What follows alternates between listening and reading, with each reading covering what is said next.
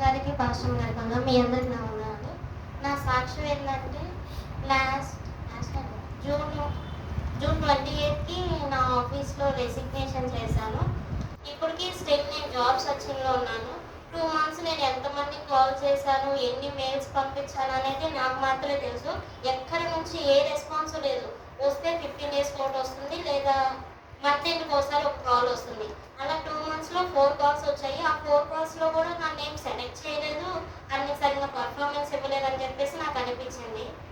So అదంతా జరుగుతుండగా నాకు ఎప్పుడైతే జాబ్ అయిపోయిందో నేను ఇంకా రూమ్లో ఉన్నాను. మా అమ్మ మా నాన్న వచ్చేసి ఏం కాదమ్మా, మాకు ఏమీ లేనప్పుడు చిన్నపిల్లమైనా సరే హైదరాబాద్కి వచ్చి కష్టపడి 6 నెలల్లోనే జాబ్ 1.5 ఇయర్ మాకు చేసి డబ్బులు ఇచ్చావమ్మా, నువ్వు ఒక 2-3 నెలలు కూర్చున్నా కూడా నేను మిమ్మల్ని పోషించగలనమ్మా, నువ్వు ప్రశాంతంగా ఉండని చెప్పేసి మా అన్నయ్యకి నాకు చెప్పేసి వెళ్ళిపోయారు. సరే అని చెప్పేసి అలా 2-3 డేస్ ఇప్పుడే కదా జాబ్ పోయి వెతుకుతున్నాను, ఇంకా దేవుళ్ళో ఉన్నాం అనుకుంటూ ఉన్నాను. 5 డేస్కి మా రూమ్లో ఉన్న 3 మెంబర్స్ ఉన్నారు. నేను అప్పటి వరకు ఫోన్ యూజ్ చేస్తున్నాను. నా ఫోన్ షార్ట్ సర్క్యూట్ అయిపోయింది.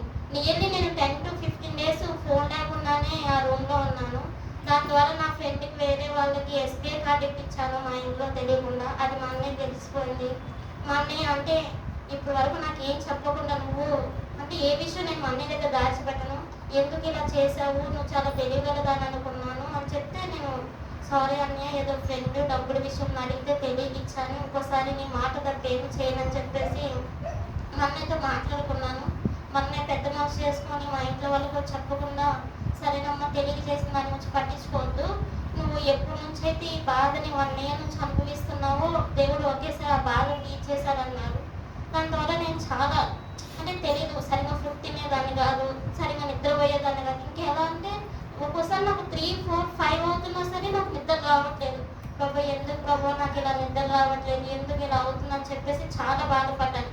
కానీ మా అమ్మ, మా నాన్న, మా అన్నయ్య గారు ఫోన్ చేసినప్పుడు మాత్రం వాళ్ళు అనుకునేవాళ్ళు, పాపం వెళ్ళలేదు, ఈ అమ్మాయికి జాబ్ లేకపోయినా కానీ 1.5 month 2 months నుంచి కొంచెం గట్టిగానే ఉందని చెప్పేసి. బట్ నాకే తెలుసు, ఆ దేవుడికి తెలుసు, నేను ఎన్ని రోజులు ఆ బెడ్లో పడుకొని ఏడ్చుకున్నాను, ఉపవాసంలో ఉన్నాను.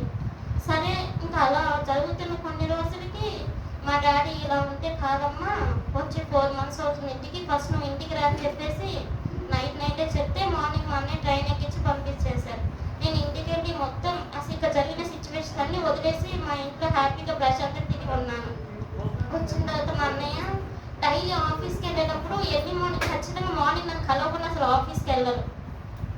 ఆ రోజు ఏం చెప్పాలంటే, కొంచెం మార్నింగ్ నాకు నీతో కలవడం కుదరదమ్మా, నేను ఈవినింగ్ వచ్చి కలిసేసి వెళ్తానే. నేను వింటున్నా, ఎందుకన్నా హాస్టల్ ఏమైనా షిఫ్ట్ అవుతుందా అంటే, ఎందుకో తెలియదు హాస్టల్లో ఎవరో గ్రూప్ పెట్టేసి ఫుడ్ బాగాలేదని చెప్పేసి గ్రూప్ పెట్టుకున్నారంట మా అన్నయ్య వాళ్ళ హాస్టల్ అందరూ. అది మా అన్నయ్య లీడ్ చేస్తున్నానేమో తెలియకుండానే మా అన్నయ్యని హాస్టల్ నుంచి పంపించారు. మా అన్నయ్య చాలా బతిలాడారు, మా చెల్లి నన్ను నమ్ముకొని ఇక్కడ ఉంది, ఒక 2-3 డేస్ ఒక జాబ్ వచ్చే వరకైనా ఉంచండి, మా చెల్లి నన్ను చూడకుండా లేదని చెప్పేసి అని అన్నారు. ఆయన ఎంత 2-3 times అడిగినా సరే వద్దమ్మా వెళ్ళిపో అని చెప్పేసి మా అన్నయ్య అంటే, మా అన్నయ్య యూసఫ్గూడలో మా అన్నయ్య కూడా ఫ్రెండ్ రూమ్లో షేర్ తీసుకొని ఉన్నారు. అలా ఒకటి తర్వాత ఒకటి అలా అనుకునే లోపల మా అన్నయ్య ఫోన్ కూడా బస్సులో పోయిందన్నమాట. తెలియకుండానే ఎవరో కొట్టేశారు. మా అన్నయ్య కీప్యాడ్ వాడుకున్నారు. అలా ప్రతి ఒక్కటి సమస్య మీద సమస్య ఎదురవుతూ ఉంటే ఇంకొకటే అనుకున్నా, దేవుడు అన్నీ తీసేస్తున్నావు, త్వరలోనే అన్నీ నాకు ఇస్తామని చెప్పేసి మా అన్నయ్య నేను ఎప్పుడు కుదిరితే అప్పుడు ప్రేయర్కి వెళ్ళడం, ఉపవాసాలకు అలా చేశాము. అలా అయిపోయిన తర్వాత మంత్ ట్రైనింగ్ వచ్చింది. తెలియకుండానే మా అన్నయ్య ఇంటికి వెళ్ళి వచ్చే లోపలనే ఎవరైతే ఫోన్ తీసేసుకున్నారో వాళ్ళు ఆన్ చేయడం వల్ల మా అన్నయ్య కొత్త ఫోన్ కొనుక్కునే లోపల నా ఫోన్ దొరికింది. దాన్ని బట్టి దేవుడికి స్తోత్రం. అలానే మా చెల్లి, నేను జాబ్ చేస్తున్నానని మా ఇంట్లో డబ్బులు లేకపోయినా మా నాన్న సపోర్ట్ ఇస్తున్నాను, తనని ఎంఎస్సీ చేయించారు. ఇప్పుడు తను సెమ్ ఎగ్జామ్స్ రాస్తుంది, 1-2 ఎగ్జామ్స్.